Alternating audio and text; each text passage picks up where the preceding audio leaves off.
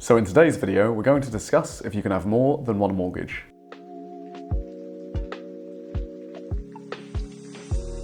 So how many residential mortgages can you have? There are no limitations, but it's largely down to your affordability. The more residential mortgages you take on, the more your income is going to be stretched. So whenever you apply for a residential mortgage, any existing residential mortgages have to be accounted for. This is typically why people can only normally afford one or two residential mortgages, but you'll know what your maximum mortgage borrowing is on a residential basis from a mortgage broker. At Boon Brokers, we can tell you what your maximum residential capacity is for mortgage borrowing based on your income and financial commitment position.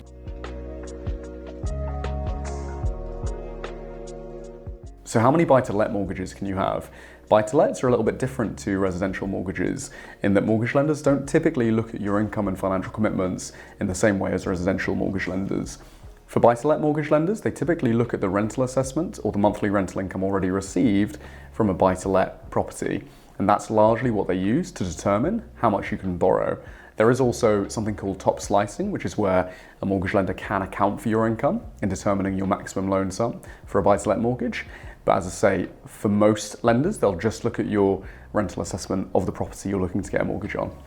So for buy-to-let landlords, you need to be aware that as you add to your portfolio, mortgage lenders will also look at the entire portfolio and stress test it rather than just look at your existing property or the new property that you're looking to get a mortgage on.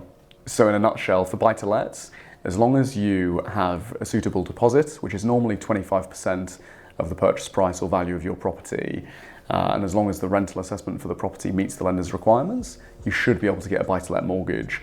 For portfolio landlords, your existing portfolio may well impact how much you can borrow on the new property. The best thing to do is to talk to a whole of market broker who can look at your portfolio and let you know if it's suitable moving forwards when you buy more properties.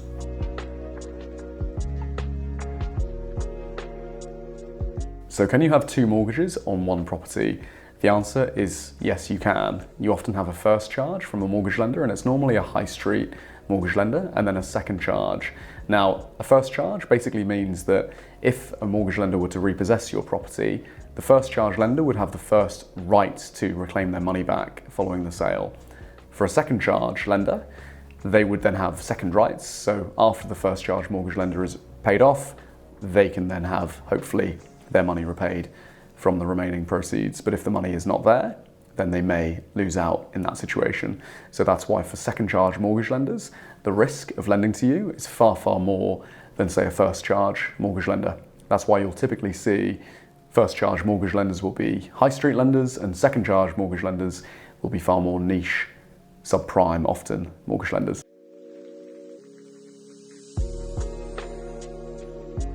So what should you consider when taking another mortgage? I think the main thing to think about is, can you afford the mortgage in the long term? Is it financially viable, especially with a residential mortgage, for you to have two mortgages running at the same time? Bear in mind that the economic climate can change at any time. Interest rates may increase, and you really want to be wary. I wouldn't advise overstretching yourself too much to the point where you could be exposing yourself to financial hardship should interest rates change. Speak to a whole of market mortgage brokers to discuss this further.